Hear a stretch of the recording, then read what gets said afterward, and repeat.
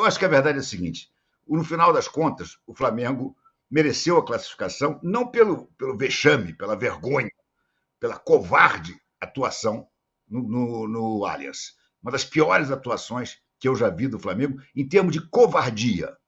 O Tite precisa aprender de uma vez por todas que covardia e Flamengo não se misturam. O Flamengo tem quase 130 anos de história. Eu cansei de ver times horrorosos do Flamengo contra esquadrões como o do Botafogo, do Gerson, Roberto, Jairzinho, Paulo César e outros mais. E o Flamengo nunca foi covarde. Mesmo com times piores, ele tentava ganhar. Ele ia para o jogo. O que o Tite fez ontem no Allianz Parque é simplesmente incompatível com a história do Flamengo. Ah, classificou. Não interessa que classificou. Foi uma vergonha. Foi uma coisa realmente inacreditável ele ter armado o Flamengo daquela maneira, escalado. Peraí, vazou com alta. Isso, continua, Renato. E o que é pior, ter empilhado os zagueiros no final. O Flamengo terminou o jogo com 4 zagueiros de área. 4 zagueiros de área. E dando bicão para frente. Isso é uma vergonha. Isso, para mim, é uma vergonha. Ah, tudo bem, o Palmeiras fez algo semelhante no Maracanã. Isso é problema do Palmeiras, não é problema do Flamengo. O Flamengo tinha uma vantagem de 2-0, poderia ter jogado de igual para igual com o Palmeiras, poderia ter até ganhado o jogo, se tivesse jogado bem, ou perdido como perdeu, ou empatado. Agora, não da maneira covarde que jogou. O Tite ontem foi covarde. Foi tão covarde que nem sequer a entrevista coletiva ele foi. O que é obrigado pelo regulamento. Mas agora tem essa mania. O técnico não quer falar, o técnico vai embora e os dirigentes vão lá para reclamar de arbitragem, minha gente. O que é isso, hein? Onde é que nós estamos? Minha solidariedade ao Danilo, que foi lá, que torceu, que apitou, que gritou, que sofreu, mas não deu, Danilo. Infelizmente, nem sempre se tem um Andrés Pereira à disposição para resolver a parada para vocês. Bom, esse é um lado do que aconteceu no jogo de ontem. Parece um pouco que a gente ouviu dos palmeirenses depois do jogo de ida. Concordo na parte em que o Renato falou que o Flamengo mereceu. Acho que o Flamengo foi muito mais contundente no jogo de ida do que o Palmeiras conseguiu ser no jogo de volta. Durou ali principalmente até as suas substituições por contusão no primeiro tempo. Depois o Palmeiras continuou melhor, mas não muito melhor, como o Flamengo foi no Rio de Janeiro. Para mim, a arbitragem foi ruim para os dois, e não exatamente por conta dos lances que a gente está discutindo. Eu discuto sim a linha do VAR, sempre, não é nesse jogo, porque quem faz a linha do VAR, a própria empresa que cede os seus serviços diz que distorce, diz que depende do operador, diz que depende do número de câmeras. A gente não sabe o número de câmeras ontem que a Amazon colocou, porque era um jogo exclusivo, mas eu não vejo a linha traçada, se ela está no ombro, se ela está no pé, se ela está no quadril. Então, eu não estou dizendo que isso é um erro de avaliação contra o Palmeiras, mas essa é uma discussão que já passou da hora dela acontecer. Por que o nosso software é da Santa Efigênia? Por que o nosso software não é claro para explicar se estava ou não estava impedido? No caso dos 2 pênaltis, acho que o primeiro foi, o segundo não, mas entendo quem acha que os 2 não foram e entendo quem acha que os 2 foram. Por isso, eu acho que neste caso, pena que a gente não vai ouvir o Riway, que é péssimo mesmo, como disse o Renato, porque eu gostaria de saber como foi a gritaria na hora. A gente só ouve os pedaços em que houve a interferência do VAR. Como o Daronco não foi chamado, a gente não vai conseguir ouvir esses pedaços, o que foi dito no ouvidinho do Daronco, mas eu consigo entender. Mili, eu ouvi você falando sobre a partida ontem, eu ouvi você falando sobre a partida hoje, mas eu não ouvi você falando sobre como a gente brincou ontem com o Massini, sempre uso, para frentemente. Ouvi até um pedacinho, assim, uma coisa meio palmeirense sua, espero que você tenha perdido de ontem para hoje, falando assim, não é o fim do mundo, o mundo não vai acabar, não sei o quê. Não, eu acho até que o mundo estava bonito hoje, passarinho, céu azul e tal. Mas, nesse horizonte do Palmeiras, tem agora um Flamengo e Palmeiras que vale mais até do que o de ontem. Porque perder no domingo significa abrir uma diferença bastante importante já no segundo turno. Agora os dois vão se enfrentar em outras condições tão graves ou sérias quanto essa, mas um pouco diferentes, né, na circunstância. Estou concordando com tudo isso aí que vocês falaram. Acho que no primeiro jogo o Palmeiras foi pequenininho, o Flamengo grandão, e agora a coisa se inverteu. O Palmeiras foi grandão e o Flamengo pequenininho.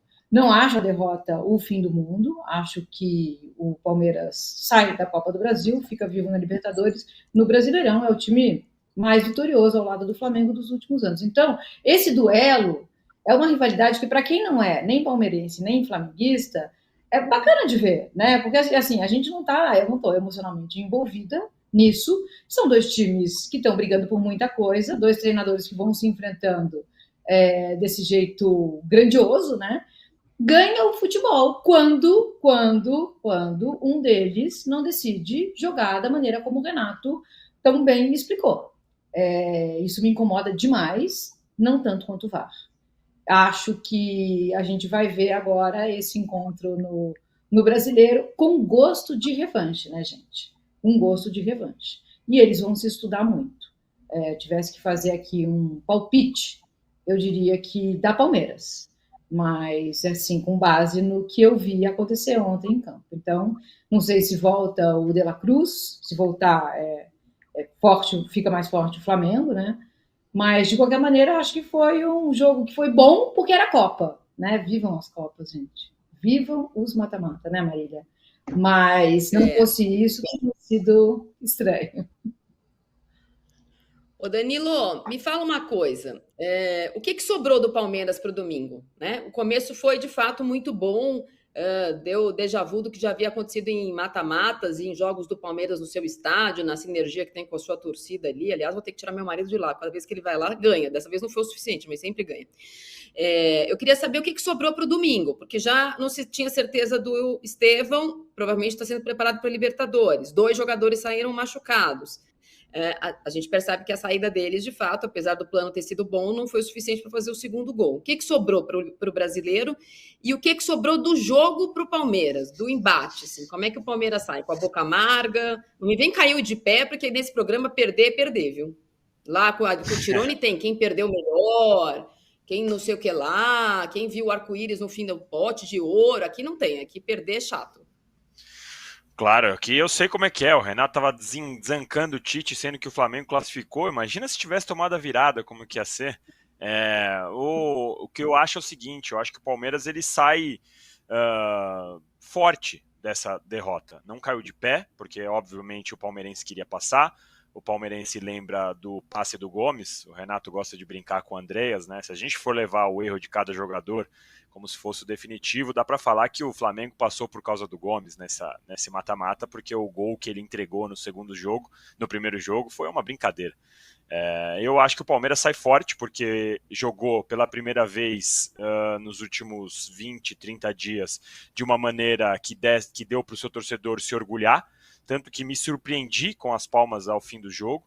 Eu tinha até falado com vocês aqui ontem, quando eu entrei ali no meio da torcida ali, que eu imaginava que a torcida do Palmeiras poderia ficar um pouco mais calma se jogasse bem, mas palmas eu não esperava.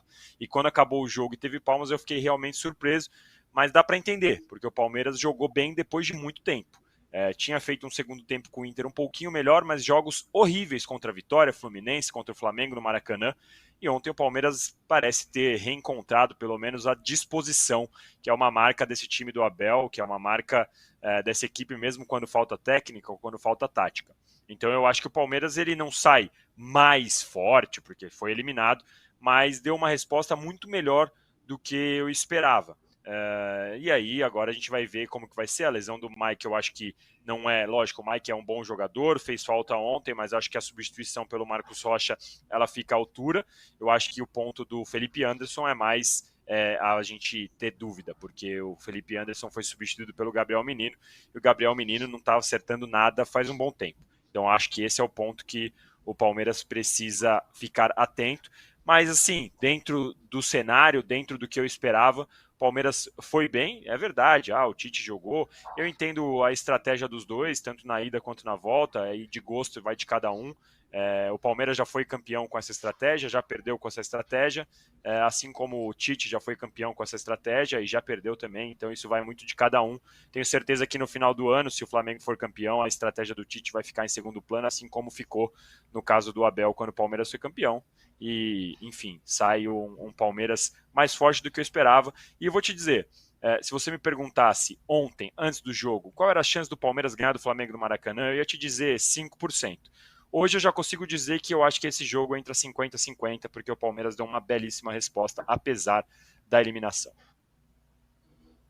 Ô Danilo, você acha que Só uma coisinha, você acha que o Abel vai botar os titulares para jogar no domingo? tendo o jogo com o Botafogo pela Libertadores, dias depois? Eu acho que vai ser uma estratégia parecida com a do Inter, Renato. Um time misto, digamos assim, com alguns jogadores, um ou outro poupado, o que tiver mais machucado, como foi no caso do Mike lá do Beira-Rio, ou como foi no caso do Felipe Anderson, que jogou só meio tempo. Tem a possibilidade de você colocar o Maurício, porque o Maurício não pôde jogar a Copa do Brasil, então de repente você pode colocá-lo no Brasileirão e na Libertadores, já que ele descansou. Mas eu acho que agora o Palmeiras vai dar uma apertada, vai dar uma acelerada para descansar em setembro, quando tem a janela da Copa do Brasil que não joga mais. Eu vou colar o Marcos Braz, porque uma das coisas que eu disse que a gente sabia que ia acontecer era um comportamento no vestiário pós-jogo, de ambos os lados, ou de um dos lados, com destemperos. Ontem a gente viu dos dois lados, né? Então tem o Anderson Barros dizendo que ele foi ameaçado, sabe-se lá por quem. Tem o governador do Rio de Janeiro, meu Deus, no meio de uma comitiva de futebol querendo ser enfiado dentro de um vestiário. E temos o Marcos Braz falando o seguinte da arbitragem do Daronco. A gente vai ouvir ele, porque depois tem o outro lado também. Graças a Deus, a gente está reclamando agora em cima de vitórias e de classificações. Entendeu? Porque se o Flamengo não está classificado aqui, eu não ia reclamar, não ia vir aqui a público. A gente iria fazer o processo normal, legal, interno de clube para a CBF, como está sendo feito. Mas como nós continuamos a ganhar os jogos, ou enfim, como hoje perdemos, mas nos classificamos, me deixa tranquilo de reclamar mais uma vez. Mas eu não sei onde é que vai parar. Aliás, eu não sei onde é que vai parar a arbitragem em relação a... Mais uma vez, o que me assusta é o VAR. Não é nem o juiz ali, porque o juiz pode, mais uma vez, não está coberto e não vê, mas depois, nas imagens, seria a coisa mais fácil do mundo.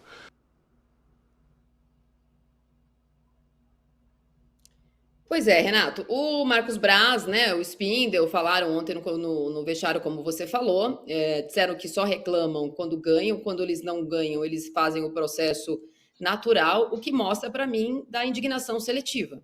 Se está incomodado com a arbitragem, tem que estar incomodado sempre, qualquer que seja o resultado e qualquer que seja a consequência do resultado, como ontem uma derrota que deu a classificação, porque a gente patina nesse assunto e não sai do mesmo lugar, porque o CNM não abre a porta, os clubes parecem não se juntar para reclamar quando ganha ou quando perde, e ontem me pareceu mais uma pressão para o que vai acontecer no domingo do que exatamente uma indignação sobre o que aconteceu ontem, porque sim, a gente pode achar que aconteceram 2 pênaltis para o Flamengo, a gente pode reclamar de uma não expulsão do Veiga no primeiro jogo, mas não é consenso, né? Tem gente falando aqui que o próprio UOL fez uma matéria mais cedo com o juiz, achando que sim, achando que não.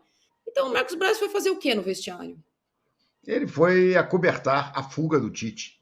Isso é que ele foi fazer. Ele e o Bruno Spindel foram acobertar a fuga do Tite por mera covardia, porque não teve coragem de encarar a imprensa e tentar explicar o inexplicável, que foi a maneira como ele fez o Flamengo jogar. Essas coisas... O que ele disse ali é o seguinte: eu reclamo sempre, mas eu só falo em público quando a coisa é muito prejudicial ao Flamengo. Mas eles garantem que todas as rodadas eles vão lá com vídeos, com o Diabo 4 e mostram para a CBF. O efeito disso, o máximo que pode acontecer é exatamente o que você falou, Marília. É uma tentativa de sugestionar o hábito da próxima partida. Só que todo mundo faz isso. Então, o efeito é rigorosamente o mesmo, né? Eu acho lamentável, sinceramente. Eu acho lamentável. O Tite não ter ido à entrevista coletiva ontem é inaceitável. Está, inclusive, no regulamento do Campeonato Brasileiro, que é obrigatório o treinador dar entrevista. Mas já não é a primeira vez que ele foge. Na Copa do Brasil. Exatamente, na Copa do Brasil. Mas no Brasileiro também é obrigado. É obrigado. Nos dois é obrigado. Entendeu? Só que não tem multa. Tinha que ter multa. Tinha que ter como tem no tênis. Você não vai uma vez, a multa é não sei quantos $1.000. Você não vai a segunda vez, é o dobro desses $1.000. E assim sucessivamente. E no nosso coisa, ele diz que é obrigatório, mas se você não for, não acontece nada. O Tite já deixou de ir à coletiva de brasileiro e agora da Copa do Brasil. E aí vão esses dois aí do gelo no cérebro, que não conseguem contratar o cara que vende sorvete na carrocinha na esquina, eles não conseguem trazer, e simplesmente vão falar de arbitragem. Cara, que moral tem eles para falar de arbitragem? Eu acho lamentável. Na maioria das vezes, eu acho que discutir arbitragem é uma coisa muito, muito, muito patética. A não ser um caso escandaloso, uma bola que entrou, a televisão mostrou que ela entrou e o juiz não deu. O resto é tudo, foi o que você falou. Tem gente que acha que foi, tem gente que acha que não foi. Qual é o sentido de fazer uma reclamação desse tamanho e esconder o treinador? Achei patético. Como, aliás, quase todas as atitudes do Marcos Braz ultimamente, né? Inclusive a de querer levar o governador Cláudio Castro para dentro do vestiário. Realmente, no momento em que o Flamengo está discutindo, a Caixa dizendo que o leilão foi condicionado a coisas políticas e tal, isso com o prefeito do Rio de Janeiro, aí no jogo seguinte cata o governador e enfia Pode levar o governador na comitiva, nem sei se pode, mas leva. Mas dentro do vestiário, o que ele tem para fazer lá?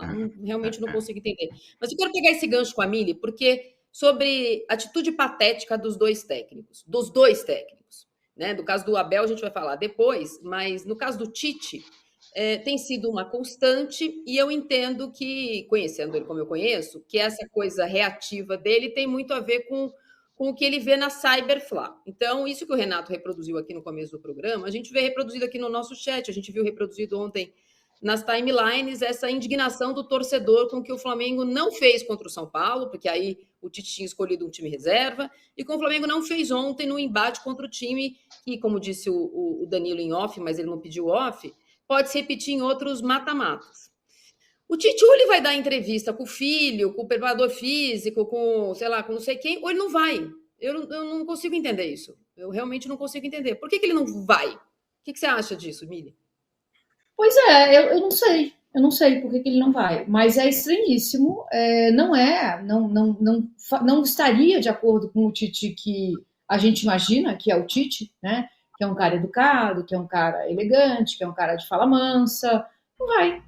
Então não faz nenhum sentido isso. Agora, também o que acontece é que essa individualização, eu, que vale para todo mundo, e no nível dos clubes também, ela está atingindo o nível do insuportável. Porque assim, o juiz errou contra mim, estão todos contra mim, a imprensa está contra mim. Meu Deus do céu, quando a gente se transformou nisso? A gente não consegue olhar o âmbito esportivo da situação. Não tem ninguém que vai chegar lá e vai falar, olha, gente, hoje o meu rival foi prejudicado pelo VAR. O Rogério Ceni poderia ter dito isso ontem a respeito do Botafogo, por exemplo. A gente precisa de pessoas, de dirigentes, de lideranças que olhem o todo, porque esse comportamento estimula a agressividade fora do âmbito profissional. Que a gente vê a torcida e torcedores e torcedoras cada vez mais a ponto de explodir. Você não pode mais criticar isso aqui de um time, que já vem uma horda para cima de você. Não é mais possível falar nada. A análise, a crítica, o analítico não tem mais lugar. A gente não pode dizer assim, olha, o Flamengo jogou muito mal. O Flamengo jogou ontem como um time pequeno. Pronto, você está dizendo que o Flamengo é um time pequeno. Não, meus caros. Não estou dizendo isso. Então, está tudo no nível do persecutório, da histeria, do chilique, e a gente está perdendo a capacidade de analisar esse esporte que a gente ama tanto. E o Tite está fazendo coro para isso. E o dirigente que vai lá falar de arbitragem. Gente, assim, falar de arbitragem é para ser falado no nível do bebedor do corredor da empresa. E foi pênalti, não foi pênalti. Aqui, o jogo é corrido. O futebol não é fotografia, é filme. Parar o VAR, parar o jogo, para o VAR olhar cada ângulo, cada frame, em velocidades diferentes. Foi, não foi. O que a gente vai fazer aqui? Muda o ângulo, volta, acelera. A gente vai ver o que a gente quiser ver. A gente vai ver o que a gente quiser ver. Vai ver toque quem for de toque, não vai ver toque quem não for de toque. Vai ver pênalti o flamenguista, não vai ver pênalti o palmeirense. É assim. Então, o VAR é uma aberração, ele cria a ilusão da justiça e não entrega nada. Então, ele aumenta a frustração, ele aumenta a revolta. Tá tudo como... Estou falando tudo isso para dizer assim, o comportamento do Tite é um sintoma desses tempos que a gente está vivendo.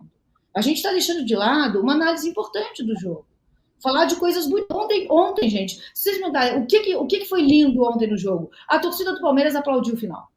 A torcida do Palmeiras, no começo do segundo tempo, quando o time estava desconectado, levar o time no gogó. É isso que é bonito. É com isso que a gente se identifica. O renascimento do Palmeiras. O Palmeiras talvez esteja se achando. É isso. Mas a gente tem que falar de tudo que aconteceu de grotesco.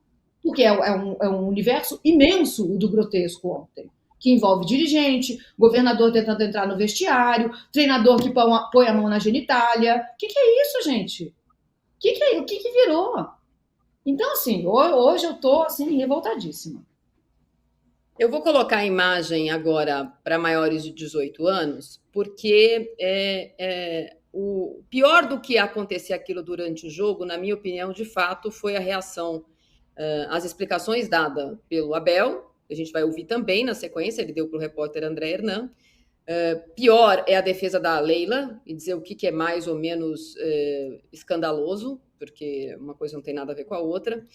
E a gente vai ver a súmula do Daronco, porque houve essa discussão também se o VAR poderia ser chamado para ver gestos obscenos. Vamos fazer essa sequência e o Danilo me ajuda. Ó, tem uma falta no ataque do jogador do Palmeiras e a reação do Abel ao reclamar que a falta não é dada, ou é dada a falta para o Flamengo, é virar para o quarto árbitro. Claramente ele virou para o quarto árbitro, ele não virou para a comissão técnica dele, ele pode falar quanto ele quiser, mas ele virou para o quarto árbitro e reclamou, tanto que foi o quarto árbitro que chamou o Daronco para dizer que ele tinha feito o gesto obsceno, dizendo que ele não tinha coragem de ter dado aquela falta no ataque àquela altura do campeonato. Temos aí o Hernan com o Abel. O próprio Abel chamou o Hernan para dar suas explicações sobre esse episódio ridículo. Esclarecer o lance da expulsão. Abel, obrigado por essa entrevista. Eu queria que você explicasse o que aconteceu na hora que o Daronco vai ao VAR e alega que, por um gesto obsceno, te expulsa. Olha, primeiro eu fiquei surpreso porque não sabia o que era. Depois, quando vi a imagem no telão, aí percebi o que é que foi. Eu já tive a oportunidade de mostrar as nossas imagens, as imagens que o Palmeiras tem, vistas de cima. Há uma falta do meu lado direito, e as imagens são claras, como tu viste, que eu não concordo. E como foi sempre uma arbitragem, sobretudo na segunda parte, muito... onde parou muito, eu acho que era preciso coragem para arbitrar um jogo deste nível. E quando acontece esta falta, eu viro-me na direção da minha comissão técnica e faço o gesto a dizer: o árbitro não teve coragem. O árbitro não teve coragem. Mas como te disse já, e para ficar registado, já pedi desculpa aos meus jogadores, vou pedir desculpa à minha mãe, às minhas filhas e à minha esposa. Mas em momento nenhum, eu tenho intenção, com este gesto, de ofender quem quer que seja. Até porque a imagem que tu tens e que tu viste, que eu te mostrei, é muito clara. E é só isto que eu tenho a dizer sobre esta situação. Uau!